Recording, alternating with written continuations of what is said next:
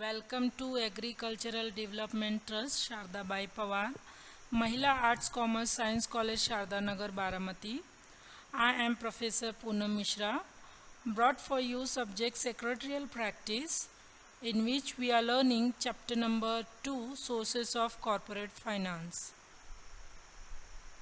So students, as of now, we have seen 6 types of borrowed capital. Now we are going to see the 7th type of borrowed capital. As of now, under 6 type of borrowed capital, we have seen debentures, bonds, ADR, GDR, public deposits. Now, trade credit is the another source of corporate financing. So let's understand the meaning of it.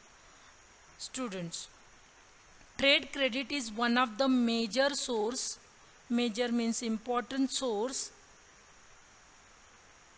of the short-term finance to the business.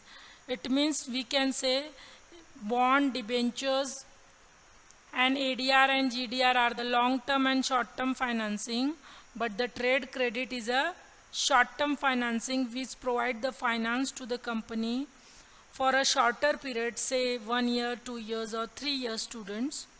So trade creditors include the manufacturers, producers, suppliers of the goods and material. Means the person who will supply the manufacturing item, producers or suppliers or wholesaler, etc.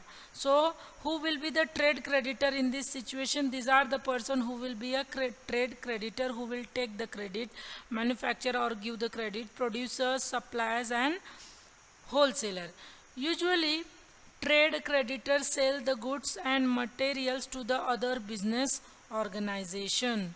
Means that the person who are the trade creditors means the producers, suppliers, manufacturers and wholesaler gives the goods on a credit basis to the business organization on the basis of the deferred payment. So what do you mean by deferred payment, student? The payment which is to be made in future. Deferred payment means the payment will be made in future. You know that if your parents will is having any shop, retail shop, they take some credit from the supplier. So they are the trade creditors, student. They give a shorter period for the payment of credit. So the payment, your parents will make the payment in future date. So that is known as the deferred payment, future date payment. Credit period is granted or extended by the trade creditor. So the wholesaler or the manufacturer will give some credit period to the actual organization or the shopkeeper. Means they give the period extended, or they give the short period for the payment to expand their sales. Why they give the credit period to the organization or shopkeeper? They want to increase their sale. If they will decide all the sales should be on a cash basis, no, in that case the sales will not may increase.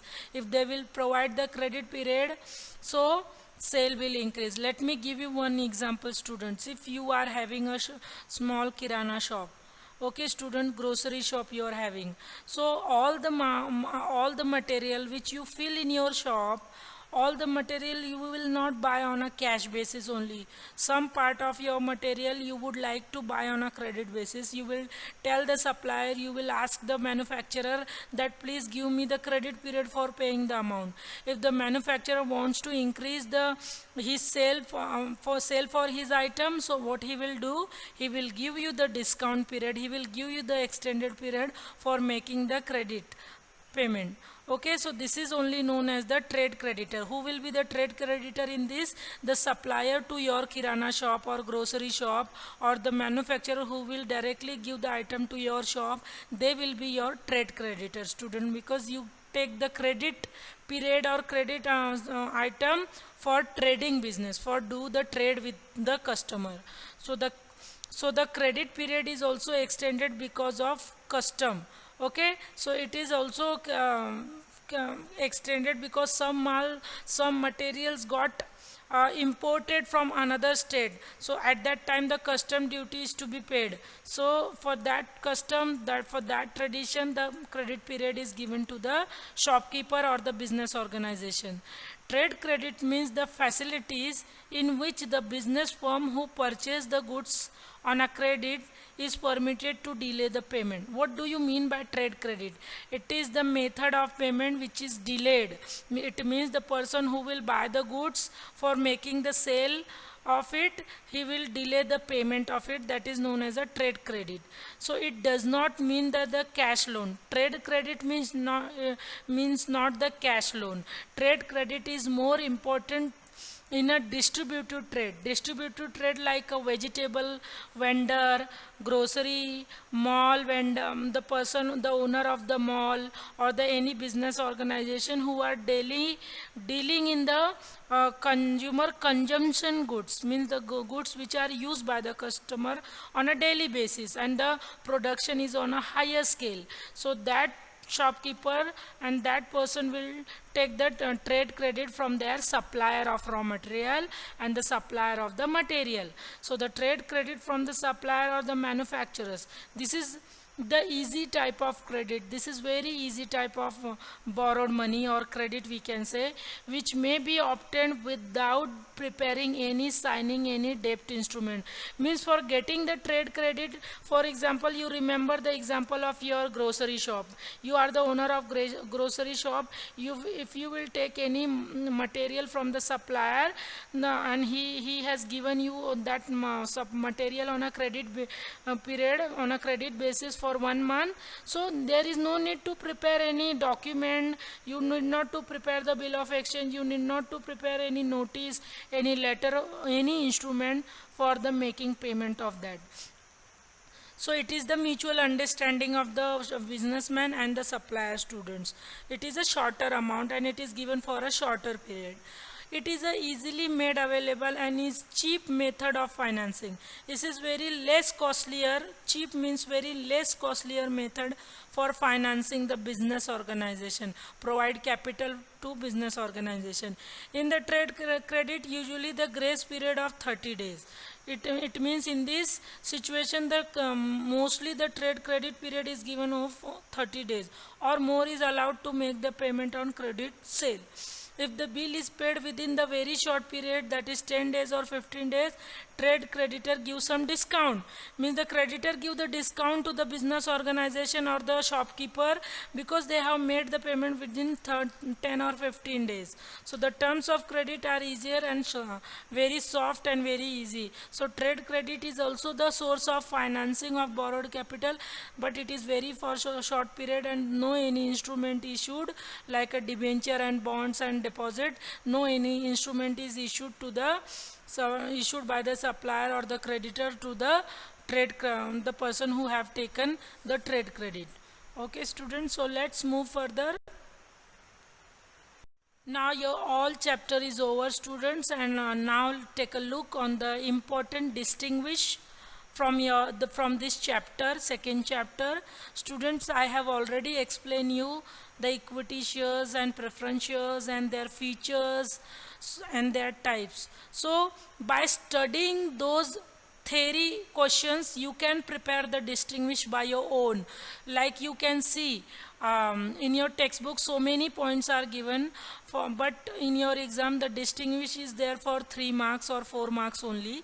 So for getting the 3 or 4 marks, you need to write maximum 5 or minimum 4 maximum 5 points or minimum 4 points. So I have given one extra point to you. I have given 6 points. So please remember all the 6 points regarding the distinguish, because if you will cut down right now while the by hearting, you will not remember the whole points in the exam. So better you remember one extra point in all the questions.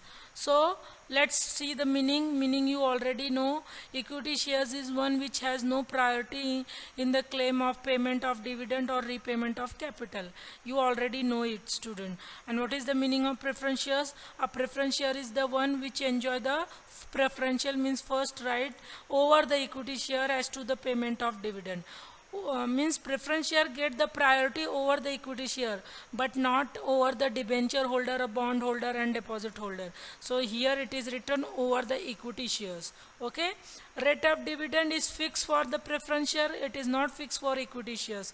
So the rate of dividend is fluctuates, means changes. What do you mean by fluctuates? Means student changes, and depending upon the availability of sufficient adequate profit and the decision of the director, equity shareholder get the dividend at the changing rate, and the dividend remain fixed in case of predetermined, which is predetermined means which is already decided by the directors while issuing the preference shares.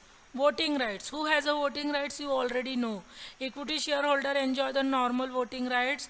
Preference shareholder have restricted to the voting rights. Okay. The voting right is they participate in the management of the company. Means equity shareholders participate in the management of the company, but the preference shareholder cannot participate in the management of the company. They can vote only in those matter which affect their interest only. Here the interest means benefit, students. So do not get confused. What do you mean by interest? It is it's mean benefit. Okay. Next point is, student, next point is nature of capital. Which kind of equity capital? It is a own capital, it is a permanent capital.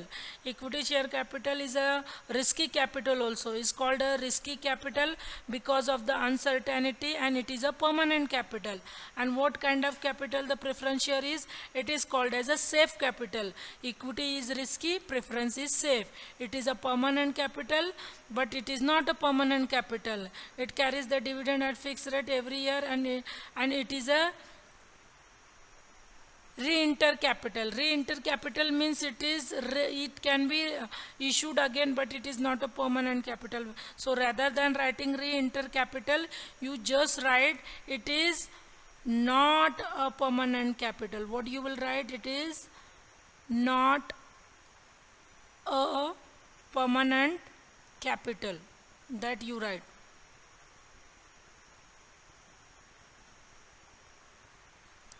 It is not a permanent capital. This line you add while writing the distinguish in your notebook, students. Okay. Next is nature of investor. So the investor who are willing to take the risks. So the investor who wants to take the risk, they invest in the equity shares, and the investor who don't want to take the risk, they invest into the preference shares. What is the face value? Face value of equity shares is from rupees 1 to 10 per shares, but preference shares is normally issued at the rate of face value is 100. Next is shares and debentures. So no need to more explain on this, student, because already I have explained you the shares, features of shares, types of shares. We have learned debenture, types of debenture. So remembering those explanation, we can prepare the distinguish. So meaning, what is the meaning of share? So you should write the meaning of share which you have written in the theory part. So if you go for that, what is the meaning which you have remember in the debenture, that you can write here. Nature, capital raised by the issue of shares is a permanent capital. Fund raised by issue of debenture is a temporary capital. It is a borrowed capital, you can say. Status of the shareholder is a owner. Status of debenture holder, he is a creditor. So remember the key point, and on that basis you can prepare the sentence.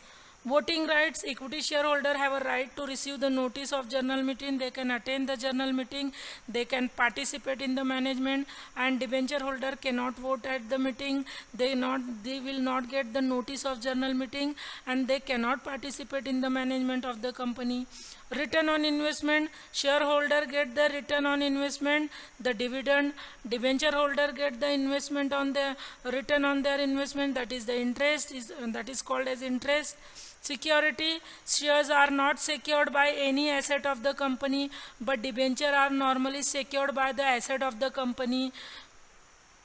So students, just whatever we have learned in the theory part, that is only will be written in the distinguish. Just you have to make the point and write the explanation. So our next distinguish is student owned capital and borrowed capital. You know what is the owned capital. The shares, preference shares, equity shares and retained earning are the owned capital. Debenture, bonds, public deposit, trade credit and ADR, GDR, these all are the borrowed capital. Now whatever we have learned in that, those points we will combine here and we will frame the distinguish. So what is the own capital meaning? The fund collected by the company through the issue of securities like shares, preference shares, plugging back of profit. What do you mean by plugging back of profit? Plugging back of profit means students retained earning. So whatever the retained earning, retained earning is there, that is your plugging back of profit. So the capital collected by this mode is called as a own capital, and the fund which is collected by the company by issuing of loan such as loan security, debt security such as debenture, public deposit, bank loan, other financial loan, financial institution loan, okay, ADR, GDR, and also the trade credit. These are the these are called as a borrowed capital. So what is the return on the investment? The person who will invest in the own capital, they will get the dividend. So the contributor to the own capital get the dividend as a return on their investment, except the preference share rate of fix is fluctuating. Except the preference shares rate of dividend is fluctuating, means preference share get the fixed rate of dividend, other shareholder means equity shareholder get the changing rate of dividend. So no need to write this, you can write till here only, students. Next is the contributor to the borrowed capital get the interest as a return on their investment, you can write till here. Next, status of suppliers. So the person who supply the own capital, what is his status? He will be called as a owner of the company. The contributor to the own capital are the owner or the joint owner of the company, and the contributor means the person who provide the borrowed capital are the creditor of the company. Voting rights, only the shareholder are the having the voting right. In shareholder, only the equity shareholder have a purely voting rights. So the contributor to the own capital have a right to vote at the general meeting on all the matter, and also have the right to participate in the management of the company. And while in case of borrowed capital, the person who the contributor to the borrowed capital has neither, means they have not right to vote and at the general meeting, nor any privilege. Privilege means right, students, so it's a new word. So privilege means right, okay. So nor they have any right to participate in the management of the company. Repayment. So own capital is repaid or not, borrowed capital is repaid or not. You know that the own capital is repaid only at the closing down of the company, means winding up of the company. So repayment or redemption of the own capital is made only at the winding up of the company, at the closing of the company. And the repayment or redemption of borrowed capital is basically done, mostly done on the maturity date or the redemption date. Last point, charge on the asset. There is no any particular asset of the company is secure for the repayment of own capital. So the own capital is raised without offering any security, any charge on the company's asset. So shareholder do not have any charge on the asset of the company.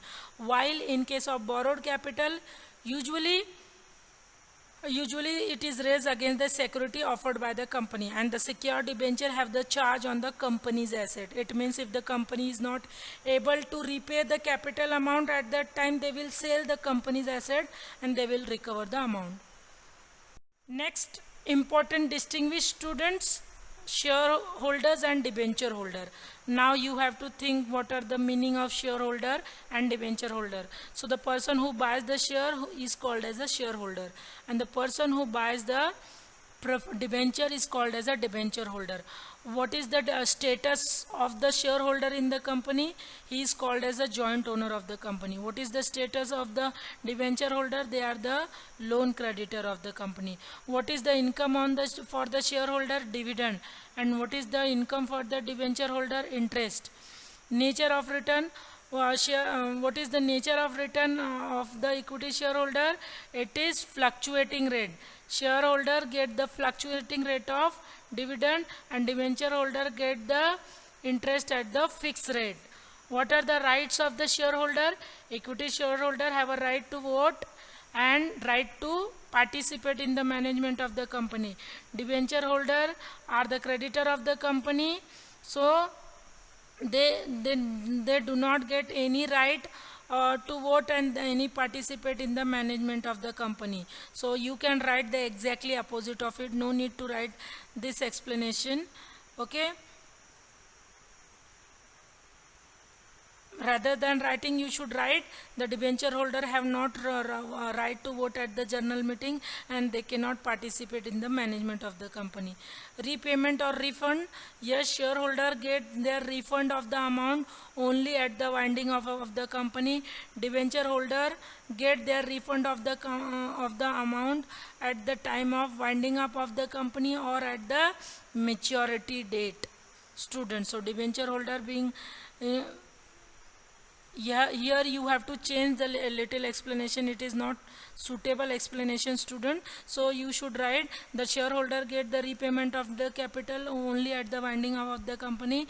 Debenture holder get the repayment of their capital at the maturity date, or yes, at the maturity date only. No need to write this explanation. So these two explanation you have to write the exactly opposite of it.